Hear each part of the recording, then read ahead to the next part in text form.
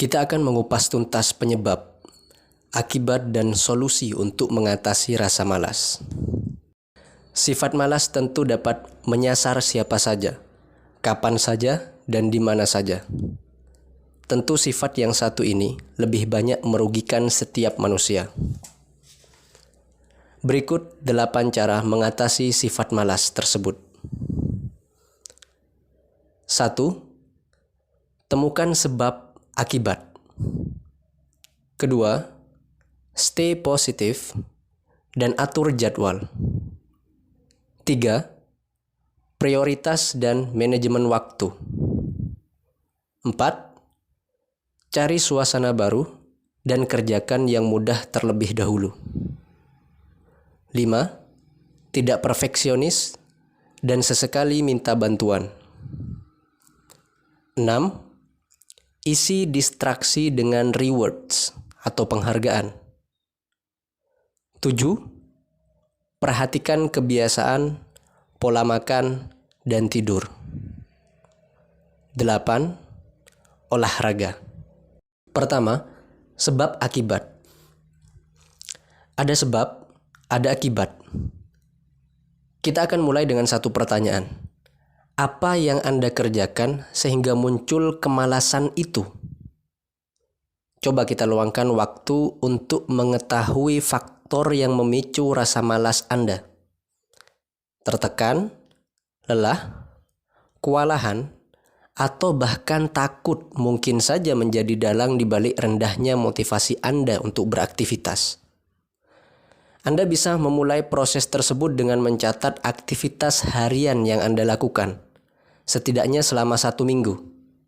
Saya ulangi, setidaknya selama 1 minggu.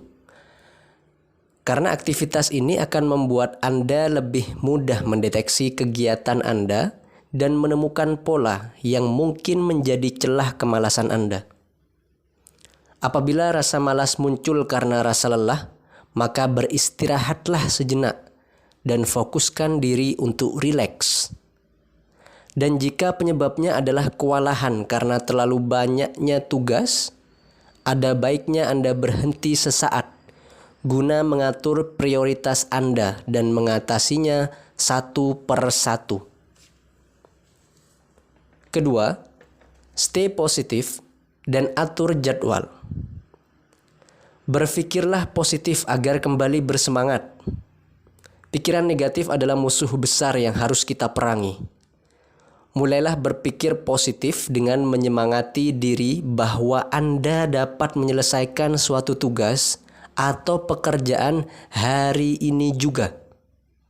Jangan menunda-nunda pekerjaan yang bisa Anda kerjakan. Bila Anda tidak memulainya, tidak akan ada yang selesai. Berikutnya juga dapat dilakukan pengaturan jadwal untuk rutinitas harian Anda. Biasakan diri untuk membuat catatan agar Anda bisa lebih disiplin dan terorganisir. Bila perlu, berikan batas waktu atau deadline pada diri sendiri dalam menyelesaikan suatu pekerjaan. Tidak hanya terbatas pada rutinitas di sekolah atau di kantor atau dimanapun, tapi juga aktivitas pribadi. Contohnya, waktu yang Anda habiskan untuk makan atau menelusuri sosial media berapa lama? Ya, jadi harus diberikan tenggat waktu dan lain-lainnya. Yang ketiga, prioritas dan manajemen waktu. Jika harus menyelesaikan banyak pekerjaan, Anda baiknya menyusun prioritas dan membagi waktu dengan seksama.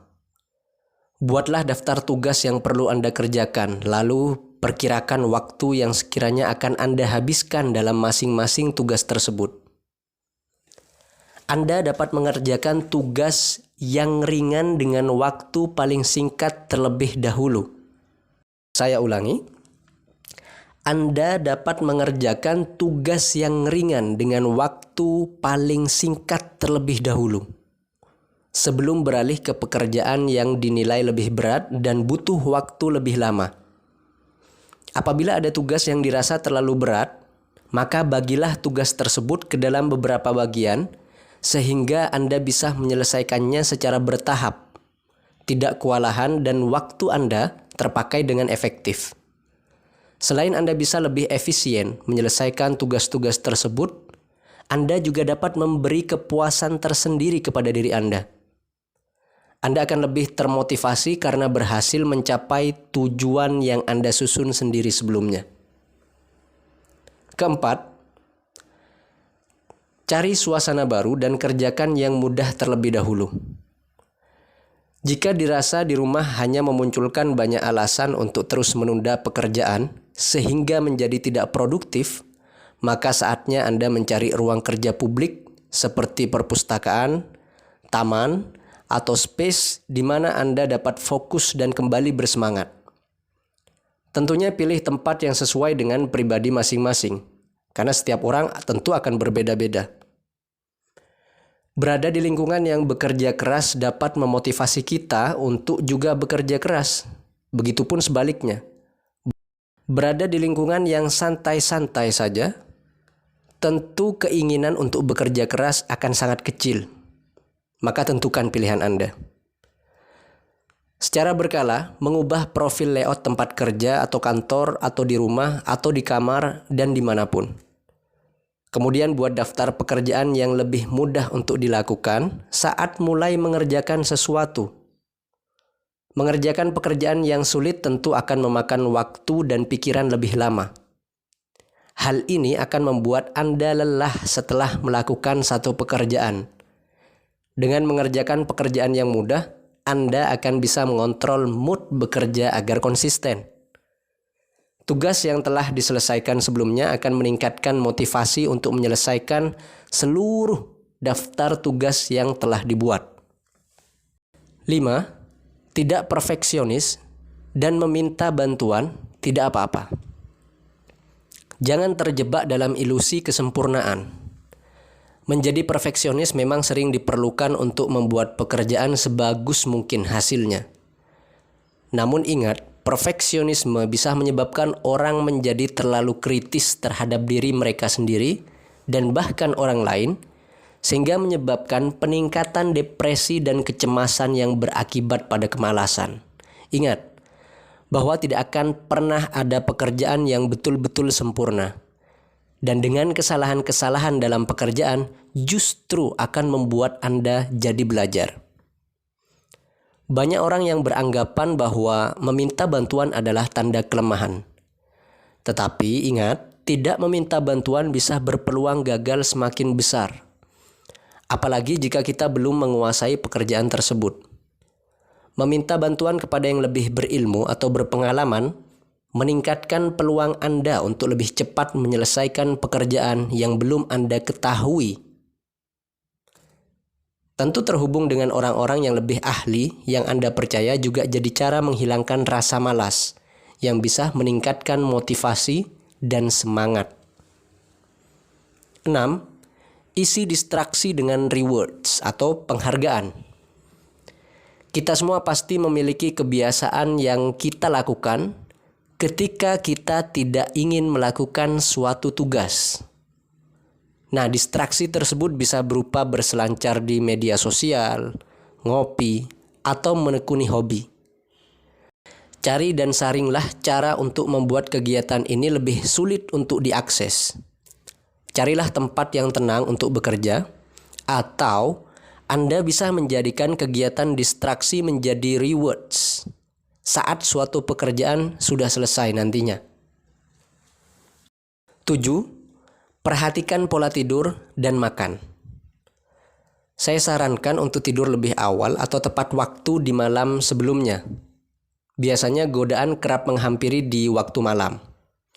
Misalnya bermain HP, bermain games, menonton televisi hingga larut malam, dan lain-lain. Kita begadang sehingga waktu tidur berkurang. Akibatnya kualitas tubuh saat bangun menjadi kurang. Karena kita tidak memiliki waktu cukup untuk mengembalikan energi tubuh di malam hari. Oleh karena itu, pastikan untuk istirahat yang cukup. Dengan tidur setidaknya 6-8 jam di malam hari agar tubuh bugar keesokan harinya. Daripada mengkonsumsi makanan berat yang mengandung minyak yang sangat banyak, lebih baik mengkonsumsi makanan sehat, baik itu kualitas makanan maupun jumlahnya. Misalnya dengan mengkonsumsi sayur dan buah, serta meminum banyak air putih. Disarankan sebaiknya tidak meminum banyak minuman bersoda. Dalam sebuah hadis, Nabi Muhammad SAW mengajarkan tidak berlebih-lebihan dalam makan.